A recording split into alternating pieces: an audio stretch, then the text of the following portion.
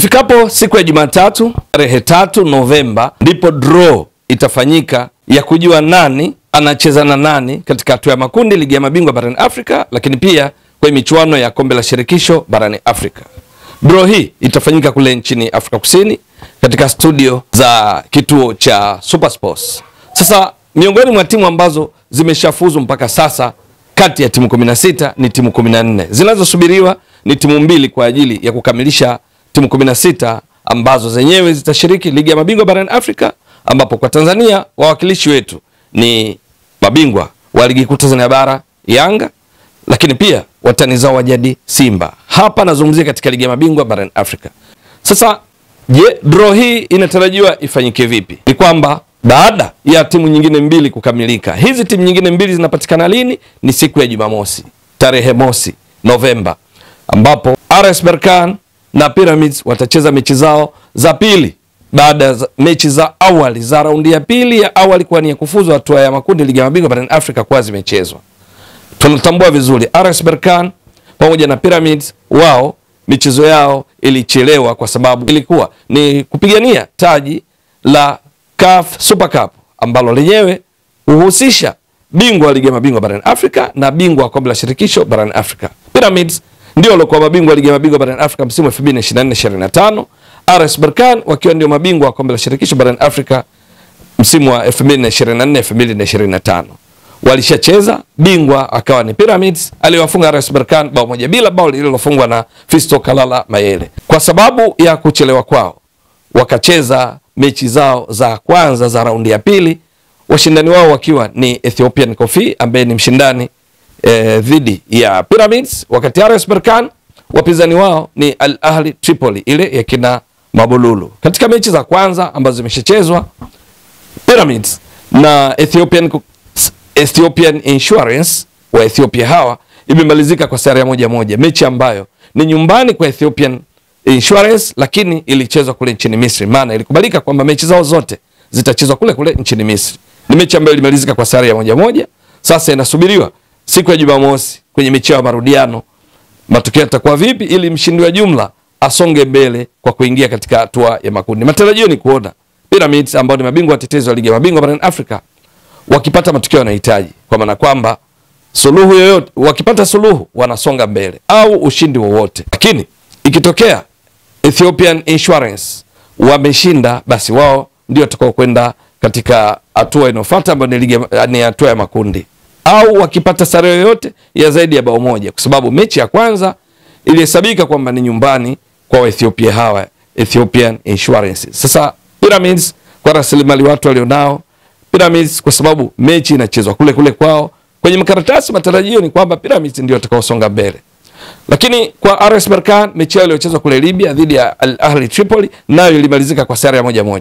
Mechi ya marudiano inachezwa kule Morocco siku hiyo ya Jumamosi Novemba 1, ambapo RS Berkane watakuwa wakihitaji ushindi wowote ili waende katika hatua ya makundi, au suluhu wanakwenda katika hatua ya makundi.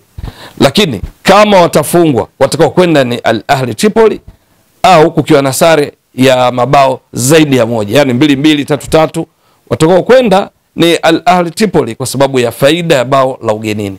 Sasa matarajio, endapo Pyramids watasonga mbele, endapo RS Berkane ndio watakaosonga mbele kama kwenye hesabu za kwenye makaratasi, basi matarajio ni kuona poti 1 kama ilivyo kawaida. CAF huwa inakuwa na viungo vile, yani vibox ambavyo ndani yake kunakuwa na timu kulingana na uzito wao kwa viwango vya ubora vya CAF. Kunakuwa na poti 1, poti 2, kunakuwa na poti 3, kunakuwa na poti 4. Hizi zinapatikana vipi?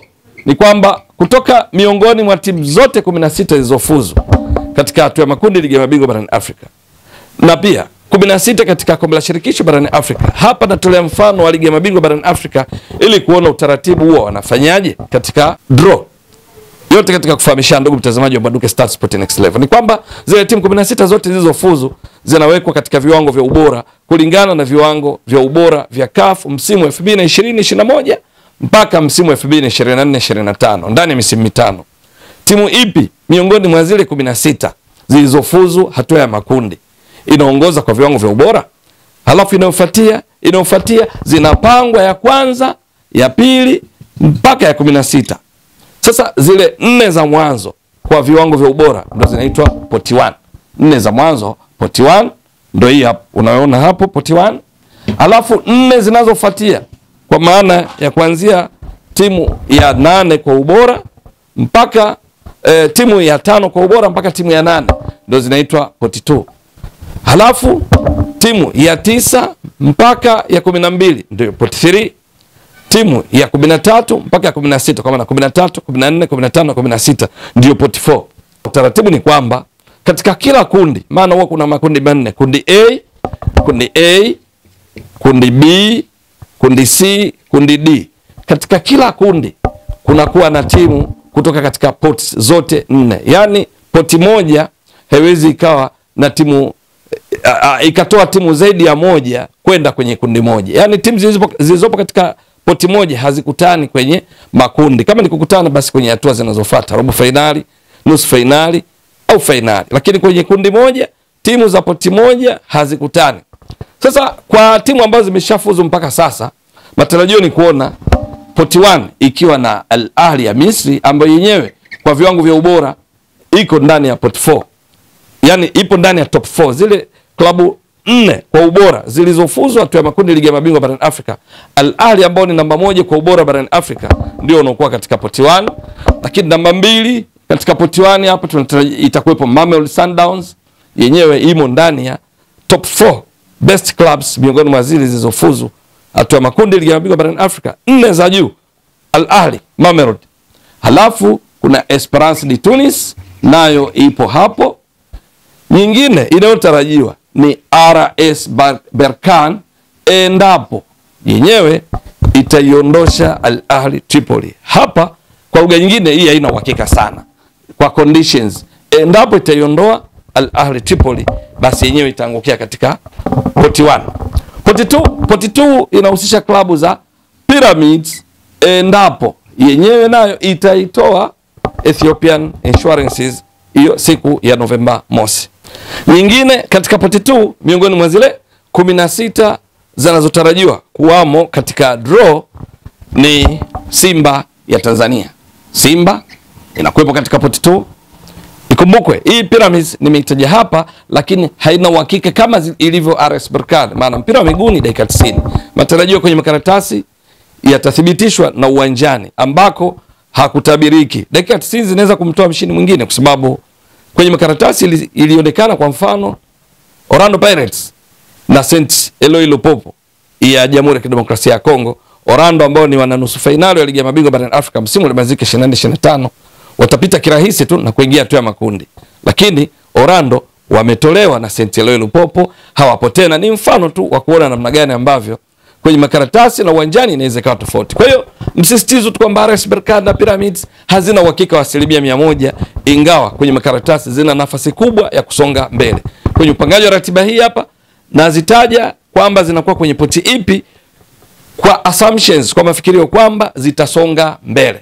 Kwa hiyo zitakuwa hivi. Zisiposonga mbele basi watakaoingia katika hatua ya makundi ni Al Ahly Tripoli ya Libya na Ethiopian Insurance ya kule nchini Ethiopia, ambapo zenyewe hazitakuwa katika poti 1 wala poti 2.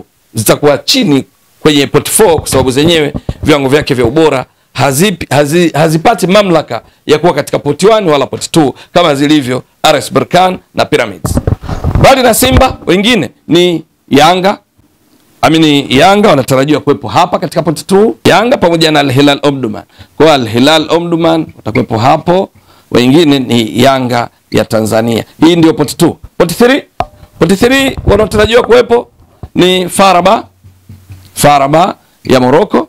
Wanaotarajiwa kuwepo ni pamoja na MC Alger ya Algeria, MC Alger, Petro Atletico ya Angola, na timu ya 4 katika poti 3 ni Rivers United. Poti 4. Poti 4 wanaotarajiwa watakao kuwepo ni JS Kabylie ambao tayari wameshafuzu. JS Kabylie ni Algeria. Stade Malien hii ni ya Mali. Mbali na hao ni pamoja na Saint Eloi Lupopo ya Jamhuri ya Kidemokrasia ya Kongo ambayo hii tunatambua vizuri iliwatoa Orlando Pirates. Lakini timu ya 4 katika poti 4 ni Power Dynamo ya kule nchini Zambia. Sasa hizi ndio timu zenyewe katika kila pots, ikitarajiwa kukamilika hii ya pot 2 na pot 1 baada ya mechi za Jumamosi, endapo Pyramids watasonga mbele na RS Berkane watasonga mbele. Wasiposonga mbele Pyramids na RS Berkane, maana yake ni nini? Simba Pyramids kwenye pots watahama. Pyramids ikiondolewa, RS Berkane ikiondolewa, Simba hawatakuwa katika pot 2 tena, wataenda pot 1. Endapo RS Berkane na Pyramids zikiondolewa na wapinzani wao kama nitoka kuwataja ambao ni Al Ahly Tripoli ya Libya na Ethiopian Insurance, manake timu mbili za pot 2 zita advance, zitakwenda katika pot 1. Halafu kuna timu mbili kutoka katika pot 4 zitahamia pot 2. Kwa viwango vya ubora ni Petro Atletico itaenda pot 2, ni pamoja na FAR Rabat zitaenda pot 2.